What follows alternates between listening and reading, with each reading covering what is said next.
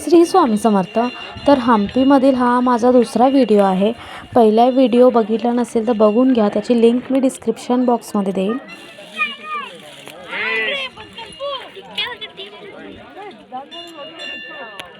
जेवल्यानंतर आम्ही थोडा वेळ रेस्ट घेतली आणि त्याच्यानंतर आता आपण निघालो आहोत हम्पी बाजार फिरायला. तर चला बघूया हम्पी बाजारामध्ये काय काय आपल्याला पाहायला मिळतं.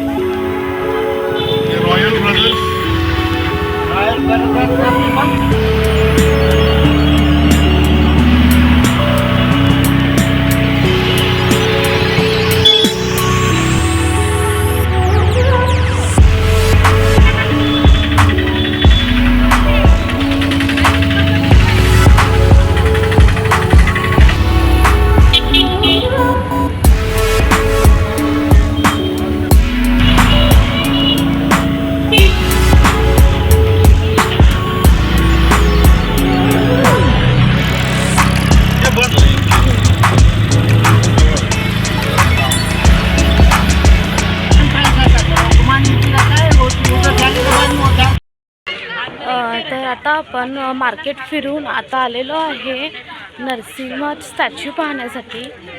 जो फेमस आपला नरसिंह स्टॅच्यू आहे. आपण पाहत आहोत आयकॉनिक स्टॅच्यू ऑफ हम्पी, उग्र नरसिम्हा. सर्वांना प्रल्हाद बाळ आणि नरसिंहाची कहाणी माहितीच आहे. नरसिंहा हे विष्णू भगवानांचेच एक अवतार आहेत. नरसिंहाचे शरीर माणसाचे असून मुख सिंहाचे आहे. एकाच दगडातून ही कोरण्यात आलेली मूर्ती 20 फुटाची असून शेषनागावर बसलेली आहे. तर माझ्या विशलिस्टमधलं अजून एक स्थळ पूर्ण झालेलं आहे. मला हा नरसिंह खूप वर्षापासून पाहायचा होता आणि खरंच आज माझी विश कंप्लीट झाली. 1562 साली तालिकोटाच्या युद्धानंतर शत्रू हम्पीत घुसले आणि त्यांनी हम्पीला नष्ट करायला सुरुवात केली.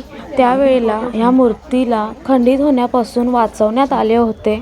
पूर्वी ही मूर्ती अशी होती, त्याला 4 हात होते, ज्या 4ही हातांमध्ये शंख, चक्र, गदा, पद्म होते आणि माता लक्ष्मी त्यांच्या मांडीवर बसली होती. भगवान विष्णूंनी हा अवतार हिरण्यकशिपूचा वध करण्यासाठी घेतला होता. तर नरसिंहाच्या अगदी शेजारी हे आपल्याला 3 मीटर हाईटचं मोनोलिथिक शिवलिंग पाहायला मिळतं आणि खरंच खूप मोठं आहे हे शिवलिंग. आजपर्यंत मी पाहिलेत त्याच्यामध्ये तरी. या शिवलिंगाला वडावी लिंग मंदिर असं म्हटलं जातं. वडावी आणि लिंग या 2 नावांपासून हे एक मोठं नाव याला मिळाले आहे. ओम नमः शिवाय.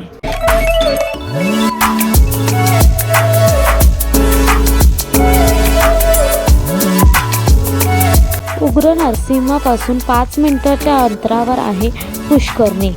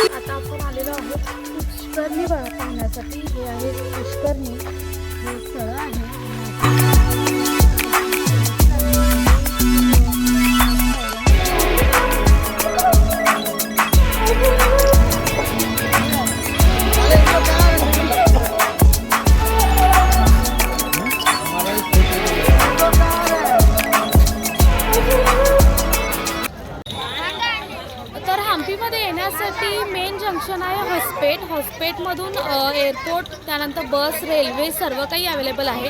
हॉस्पेटपर्यंत आल्यानंतर तिथून हम्पीला येण्यासाठी 15 किलोमीटर आहे आणि बसेस, टॅक्सी वगैरे अवेलेबल आहेत. तर तसं तुम्ही येऊ शकता. आणि इथे आल्यानंतर स्टेचं बघायला गेलं तर होमस्टे जास्त प्रेफर करतात इथे लोक, कारण हॉटेल्स इथे खूप कमी आहेत. त्यामुळे होमस्टे अगदी बजेटमध्ये आपल्याला मिळून जातं. आणि फूड तर मग इथं फक्त व्हेज फूड मिळतं. व्हेज फूडच अवेलेबल आहे, नॉनव्हेज इथं अलाव केलं जात नाही. त्यामुळं व्हेजिटेरियन राहावं लागतं. आणि बाकीची सर्व माहिती मी तुम्हाला देईनच.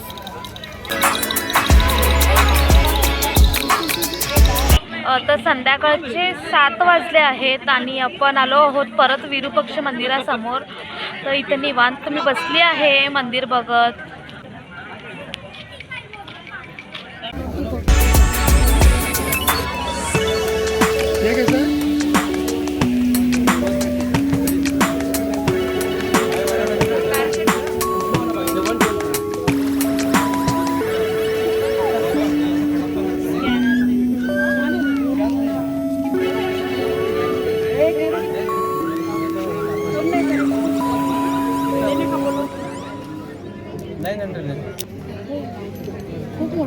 दुकानांपेक्षा स्ट्रीट शॉपिंग करायला मला खूप आवडतं, कारण तिथं सगळं बजेटमध्ये आपल्याला मिळत असतं.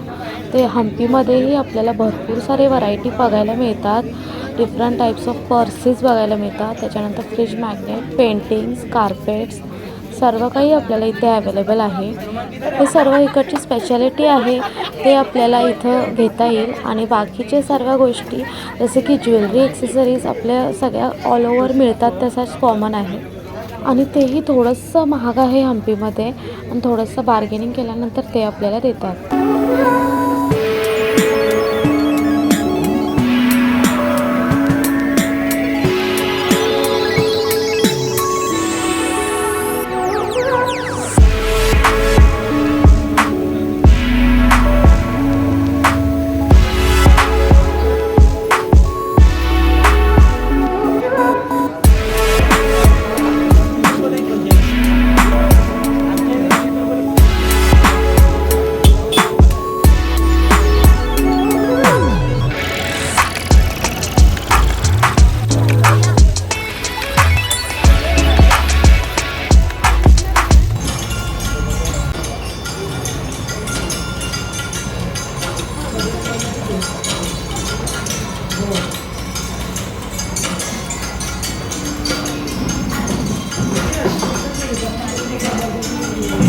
आपण आलो आहोत जेवण्यासाठी, डिनरसाठी. तर बघूया जेवणात आपल्याला काय मिळतं.